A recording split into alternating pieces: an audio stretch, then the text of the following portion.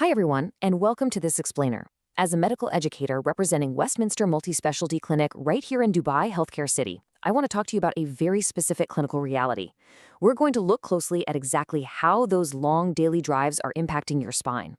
We'll break down the actual science of what happens to your body when you're just sitting in traffic, and more importantly, what we can actually do about it. Okay, let's dive into this. 45. It sounds like just a number, right? But according to the 2025 TomTom Traffic Index, that is the staggering amount of hours Dubai drivers lost strictly to traffic congestion in a single year. I mean, to put that into perspective, that is nearly 2 full days of your life gone. And let's ground this data in our frustrating daily reality. If you're a commuter traveling from Mirdif, Al Barsha, or maybe making that slow trek from across the Sharjah border down the Emirates Road, you know exactly what this feels like. You aren't actively driving for those 45 hours. You are sitting perfectly still. Engine running, it's entirely static sitting, and it is taking a massive, massive toll on your body. Section 1. The clinic's perspective. Biomechanics in the driver's seat. You know, it's incredibly easy to just brush off back pain, right? Blaming it on the stress of a long day or simply getting older. But at Westminster Multispecialty Clinic, what we see with our patients day in and day out is entirely different. It's not just random wear and tear. It's a very specific, repeatable mechanical process that kicks in the absolute second you get behind the wheel. And this brilliantly illustrates the core of the problem. Notice the spine's natural, healthy S-shape when it's properly supported. But a car seat isn't built around your spine.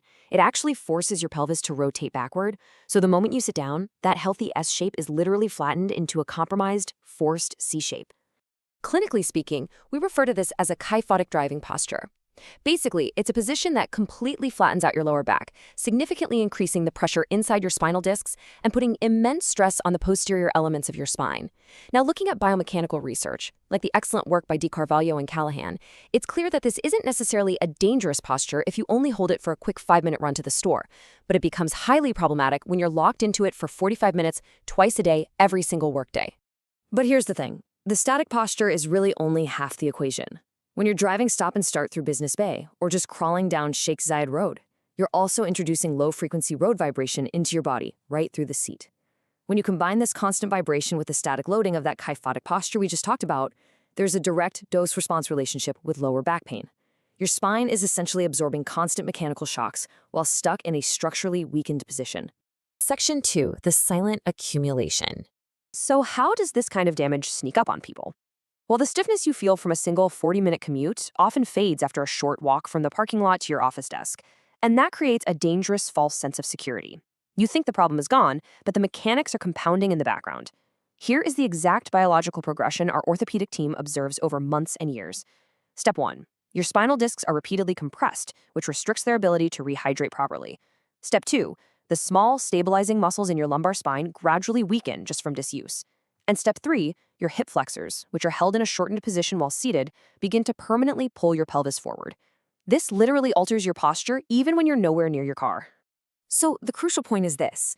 The driving did not create a single sudden injury. It created a cumulative condition. When patients come to us with persistent creeping pain, we have to validate that experience for them. You didn't just lift something heavy and pull a muscle out of nowhere. You actually spent years conditioning your spine into a state of structural fatigue. When you break down a typical working day like this, you can immediately see why this matters so much for Dubai's working population. I mean, if you sandwich an 8-hour desk job right between a 90-minute morning commute and a 90-minute evening commute, your lumbar spine is left in a compromised, shortened position for the vast majority of your waking day. It's an absolutely relentless cycle for your back. Section 3. The practical prescription. Adjustments you can make now. Okay, let's pivot to some actionable, immediate advice.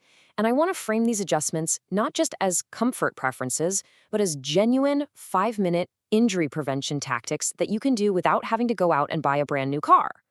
Let's move to these steps and see how this builds a better defense for your spine. First up, adjust your seat height and distance, so your knees are roughly level with or even slightly below your hips. Second, add lumbar support.